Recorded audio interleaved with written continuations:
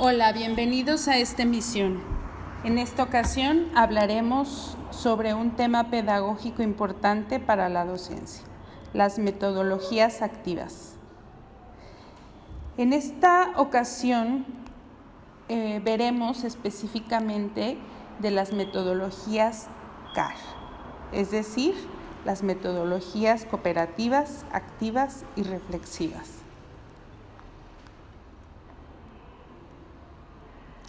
El contenido de este video será qué son, para qué sirven, en qué consisten, cuáles son sus tipos y obviamente su aplicación.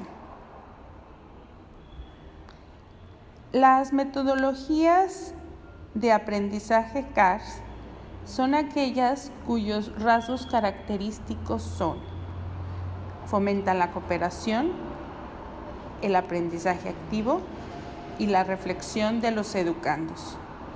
Todo esto con el fin de que logre la personalización y un aprendizaje significativo y permanente, en donde el rol del alumno sea protagónico y que lleve a un aprendizaje profundo.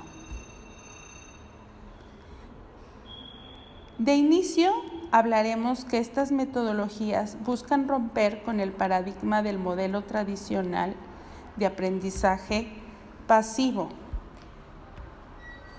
en donde el alumno era un individuo que debía solo dedicarse a recibir conocimientos y el profesor a impartirlos.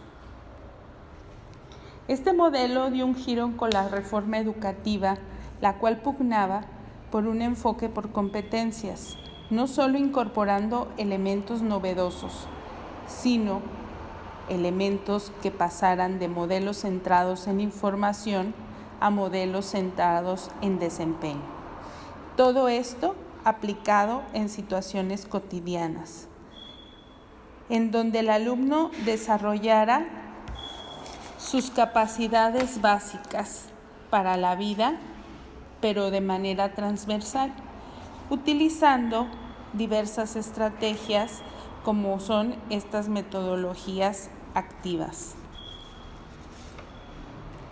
Las metodologías activas fueron las idóneas para este nuevo fin, pues además de que aplicaban todas estas estrategias, se centraban en el aprendizaje del alumno y no en la enseñanza del maestro.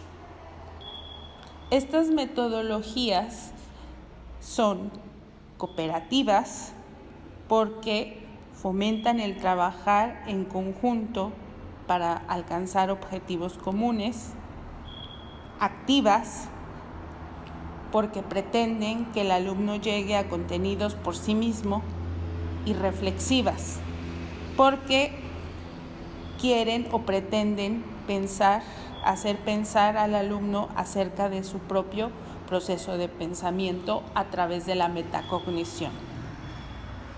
Hay un sinfín de metodologías activas como las que vemos aquí: clase invertida, la gamificación, el pensamiento de diseño, el aprendizaje basado en problemas, los talleres, el pensamiento visual, el juego de rol, el aprendizaje basado en el pensamiento y el aprendizaje basado en proyectos.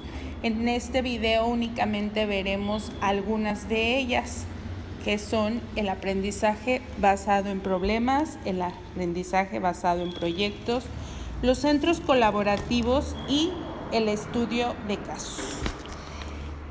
El aprendizaje basado en proyectos conlleva una serie de pasos que el docente deberá tomar en cuenta. El primero es elegir un tema. Este tema se recomienda que sea de manera transversal con alguna de las otras asignaturas. Se hace una pregunta detonante, una pregunta inicial que va a ser para guiar la investigación, ¿sí? Y se hace un sondeo en el cual se ve los conocimientos previos del alumno. Se forman los equipos colaborativos, ¿sí? El profesor define desde un inicio el producto que se pretende desarrollar y los objetivos que los alumnos deben alcanzar. Después viene la organización y la planificación, en donde pues se deben de organizar las tareas, los tiempos y los roles de cada uno de los alumnos. Esto se puede hacer a través de un cronograma. Después tenemos la investigación, en donde cada uno de los miembros busca y se hace el intercambio de ideas.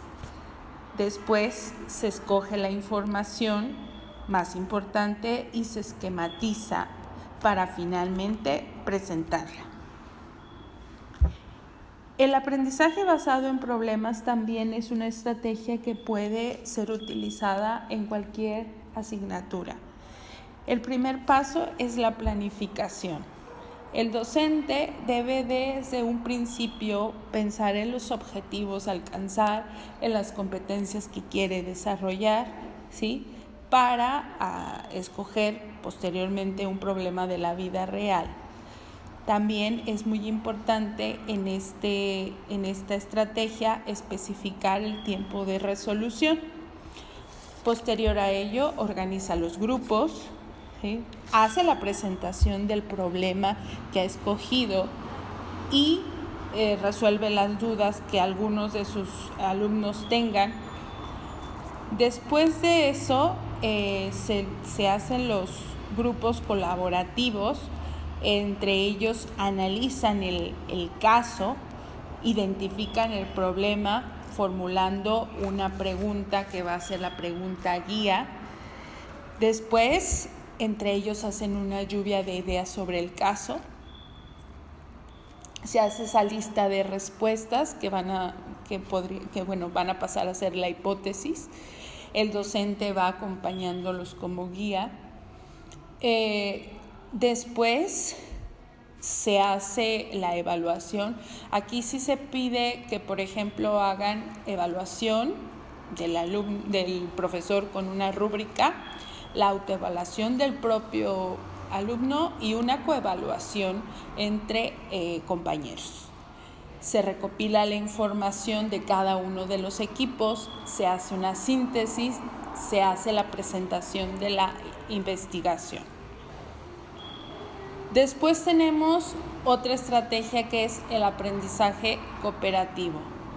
En esta estrategia es muy importante que desde el principio el docente explique qué es el aprendizaje cooperativo, cuáles son sus elementos, qué se pretende, para que pues ellos sepan bien las reglas del juego.